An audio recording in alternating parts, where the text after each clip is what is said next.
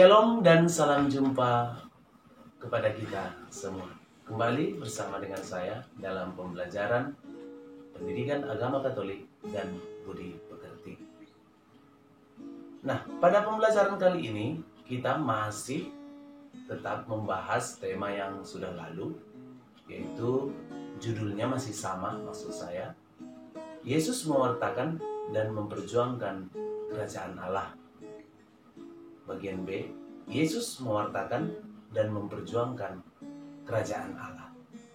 Namun pada pembelajaran kali ini kita akan lebih fokus lagi pada tema pewartaan Yesus melalui perumpamaan dan tindakannya. Kompetensi dasar yang mau kita capai juga masih sama seperti yang sebelumnya, yakni yang pertama, memahami Yesus Kristus yang datang untuk mewartakan dan memperjuangkan kerajaan Allah. Yang kedua, melakukan aktivitas seperti membuat refleksi nantinya, puisi atau doa tentang apa? Tentang Yesus Kristus yang datang untuk mewartakan dan memperjuangkan kerajaan Allah. Tujuan pembelajaran kita yakni kita mengenali tindakan-tindakan Yesus, terutama mukjizat-mukjizatnya, dan kita mampu menyadari perlunya pewartaan yang mudah dimengerti, serta pentingnya kesatuan antara kata dan perbuatan. Nah, untuk itu, marilah kita awali pembelajaran kita dengan doa pembukaan. Marilah kita berdoa dalam nama Bapa dan Putra dan Roh Kudus. Amin. Allah Bapa yang Maha Kuasa, kembali kami bersyukur atas kebaikan dan anugerah-Mu kepada kami sampai saat ini. Bapa, bantulah kami saat ini agar mampu mengikuti pembelajaran dan memahami pewartaan Yesus.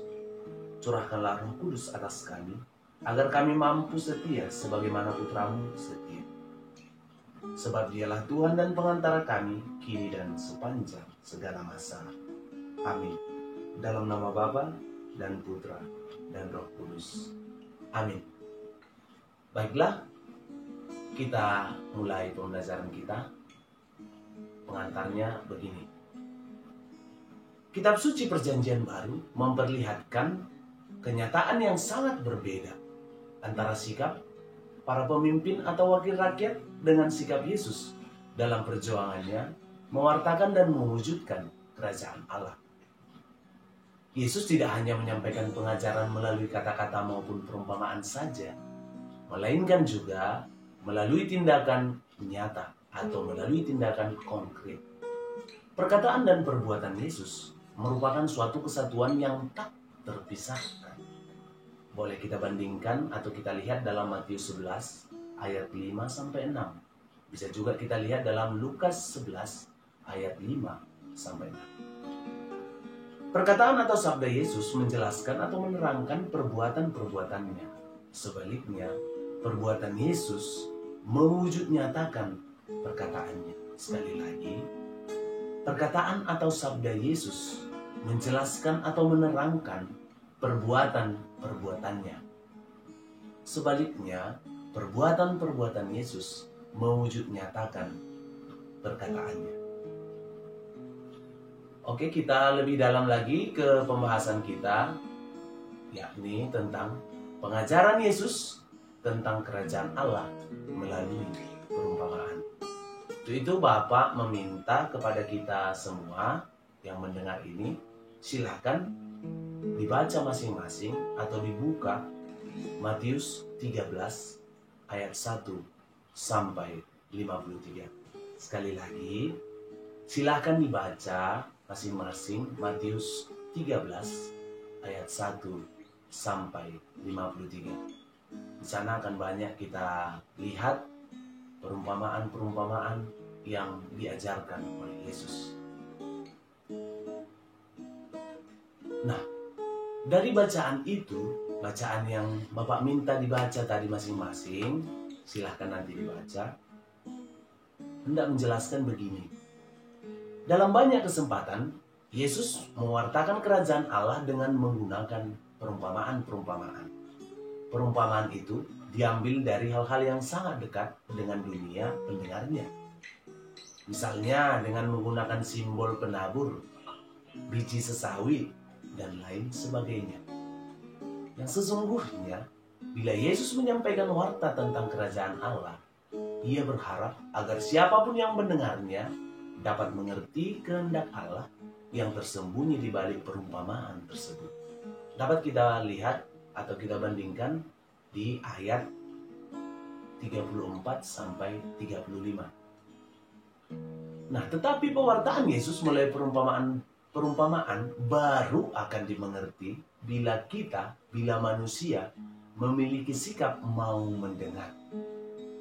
Tidak sekedar mendengar juga, tetapi memperhatikan dengan seksama. Dan tidak sekedar melihat. Hanya mereka yang memiliki keterbukaan hatilah bagi kehendak Allah yang dapat menemukan pesan tersembunyi dari perumpamaan tersebut. Dapat kita lihat di ayat 13 dari bacaan yang Bapak minta tadi dibaca. Perumpamaan penabur sudah dijelaskan Yesus dalam ayat 19 sampai 23. Melalui perumpamaan yang serupa pada ayat 24 sampai 30 juga. Yesus hendak menegaskan bahwa perjuangan menegakkan kerajaan Allah bukanlah tindakan yang mudah. Sekali lagi, perjuangan untuk menegakkan kerajaan Allah bukanlah tindakan yang mudah. Perjuangan menegakkan kerajaan Allah kerap kali mendapatkan halangan dan rintangan. Terutama dari mana? Dari kekuatan jahat atau sering kita sebut musuh. Yang seringkali menentang kebaikan dan kebenaran. Tetapi Yesus menegaskan bahwa kita harus kuat sehingga mampu mengalahkan kekuatan jahat apapun dan dari siapapun. Perumpamaan biji sesawi dan ragi hendak mengajarkan kepada kita bahwa kadang-kadang perjuangan menegakkan kerajaan Allah bisa dimulai dari hal-hal kecil. Hal-hal yang nampak sepele. Tetapi bila yang sederhana dan sepele itu ditekuni dan dibiasakan, hal itu akan mampu memberi dampak kebaikan yang lebih besar. Perumpamaan harta terpendam dan mutiara berharga hendak mengatakan bahwa bila mana kerajaan Allah itu sebagai sesuatu yang penting dan berharga, siapapun akan berusaha untuk mencapainya. Bahkan dengan berani berkorban, meninggalkan dan menjual miliknya yang selama ini dianggap berharga. Yesus tidak memakai paksaan atau kekerasan dalam mewartakan kerajaan Allah. Nah, walaupun demikian, melalui perumpamaan pukat di akhir zaman, manusia katanya akan diadili dan dipisahkan. Dipisahkan bagaimana? Antara yang menerima dan melakukan kerajaan Allah dengan yang menolak kerajaan Allah. Itu yang dipisahkan. Itulah melalui perumpamaan pukat. Kerajaan baru itu bermakna dan membangun hidup kita bila kita mau mengosongkan diri. Sekali lagi, kerajaan Allah itu baru bermakna dan membangun hidup kita bila kita mau mengosongkan diri. Membongkar hidup kita yang lama. Meninggalkan apa yang selama ini dianggap paling baik dan berguna bagi hidup. Dan sepenuhnya kita menerima Yesus sebagai juru selamat yang lebih berharga dari segala-galanya dalam hidup. Nah, kita lebih dalam lagi temanya demikian. Yesus mewujudkan kerajaan Allah melalui tindakan.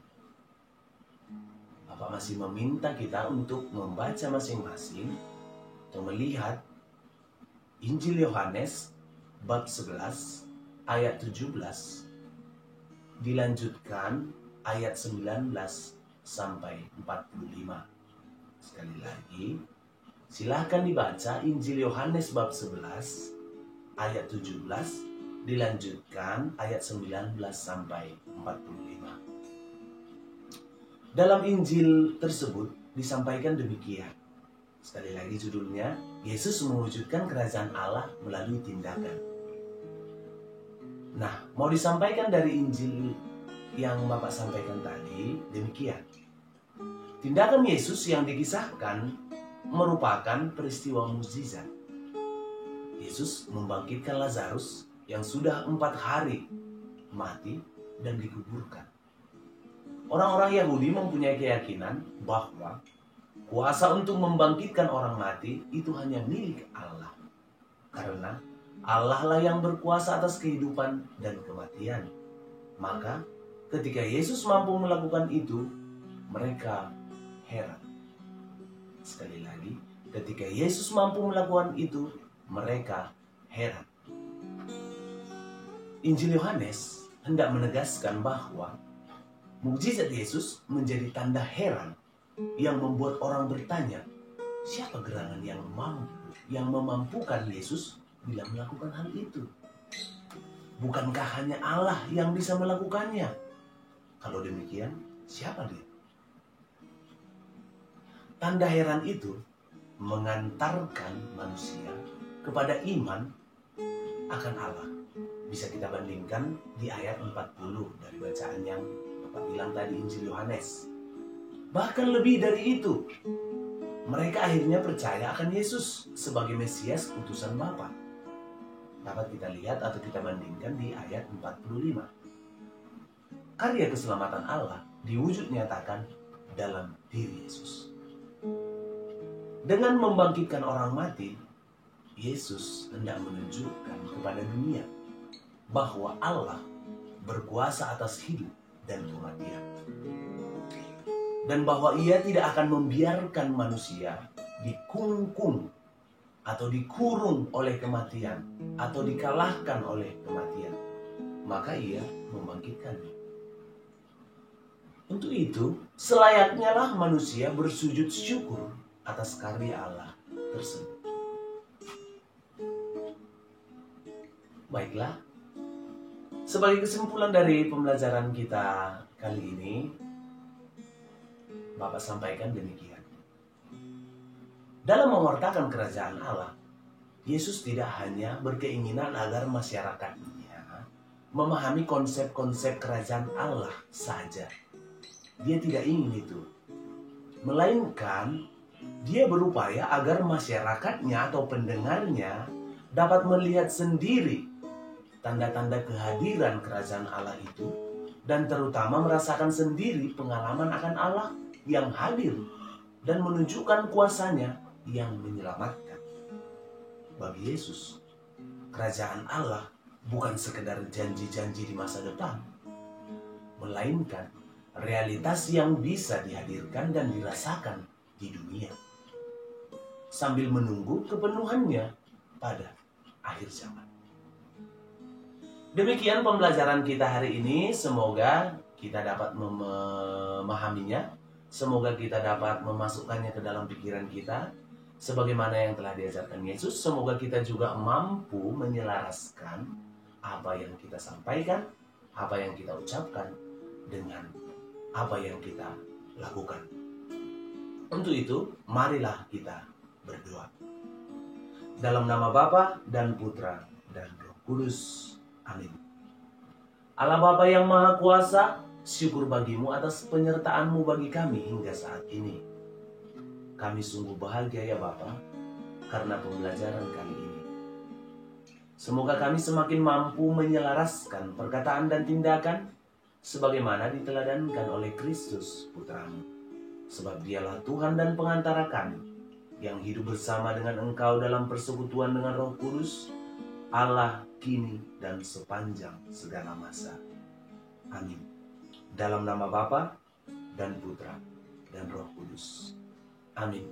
Shalom dan salam sehat untuk kita sekalian.